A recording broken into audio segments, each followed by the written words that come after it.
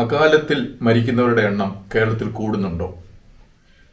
നമ്മൾ ഓരോ ആഴ്ചയും വിവിധങ്ങളായ അകാല മരണങ്ങളെപ്പറ്റി കേൾക്കുന്നുണ്ട്.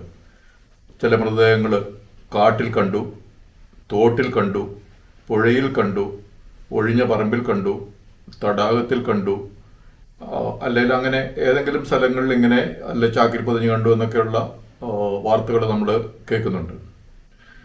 ഈ മരണങ്ങളെല്ലാം തന്നെ അസ്വാഭാവികമായ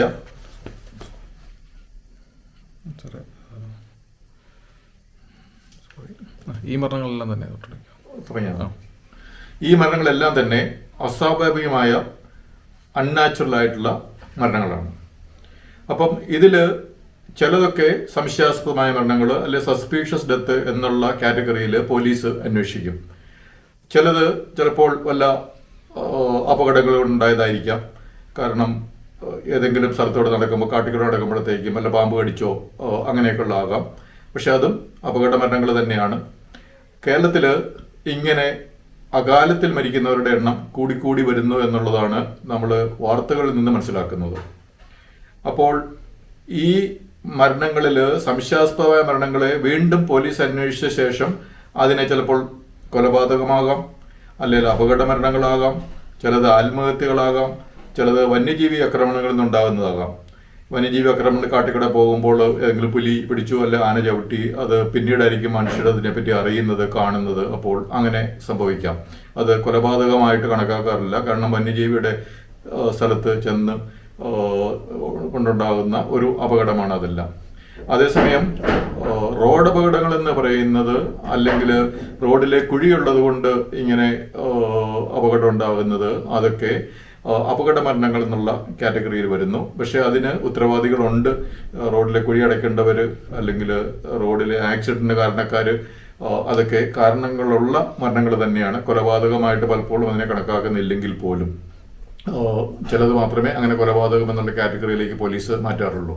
ഇനി അടുത്ത ഒരു കാര്യമാണ് ആത്മഹത്യകൾ എന്ന് പറയുന്നത്. കേരളത്തിൽ ചിലപ്പോൾ നിരാശ കൊണ്ട് ആത്മഹത്യ ചെയ്യുന്നു, രോഗം വന്ന് അതിൻ്റെ ഒരു പ്രശ്നങ്ങൾ കൊണ്ട് ഇനി സഹിക്കാൻ പറ്റില്ല എന്ന് പറഞ്ഞാൽ ആത്മഹത്യ ചെയ്യുന്നു, കടക്കണിയിലായി ആത്മഹത്യ ചെയ്യുന്നു, പ്രതീക്ഷയൊന്നും നൽകാത്തൊരു സ്ഥലമാണ് ഇവിടെ, അതുകൊണ്ട് പ്രതീക്ഷയൊന്നും ഇല്ലാത്തതുകൊണ്ട് ആത്മഹത്യ ചെയ്യുന്നു. അങ്ങനെ ആത്മഹത്യ കേരളം വളരെ മുന്നിലാണ് ആത്മഹത്യകളുടെ കാര്യത്തിലും. അപ്പോൾ ഒരു പ്രദേശത്ത് ഉള്ള അല്ലെങ്കിൽ നമ്മുടെ സംസ്ഥാനത്തെ ഒരു ശരാശരി ആയുർദൈർഘ്യത്തിൻ്റെ മുകളിലാണ് ആളുകൾ മരിക്കുന്നതെങ്കിൽ, ആ ഒരു പ്രായത്തിലാണ് മനുഷ്യർ മരിക്കുന്നതെങ്കിൽ നമ്മുടെ സംസ്ഥാനത്തെ ആരോഗ്യമുള്ള സംസ്ഥാനം എന്ന് കണക്കാക്കാം, അതുപോലെ സുരക്ഷിതത്വമുള്ള സംസ്ഥാനം എന്ന് കണക്കാക്കാം, പ്രതീക്ഷ നൽകുന്ന സംസ്ഥാനം എന്ന് കണക്കാക്കാം.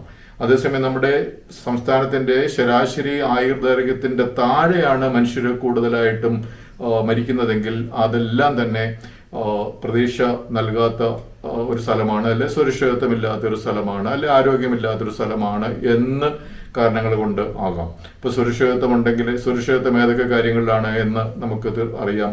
റോഡിൽ സുരക്ഷിതത്വം വേണം, അതുപോലെ നമ്മൾ താമസിക്കുന്ന വീട്ടിൽ സുരക്ഷിതത്വം വേണം.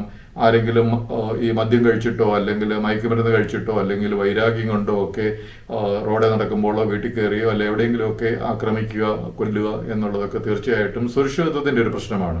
അതുപോലെ വന്യമൃഗങ്ങളിൽ നിന്നുള്ള ആക്രമണം സുരക്ഷിതത്വത്തിൻ്റെ പ്രശ്നമാണ്.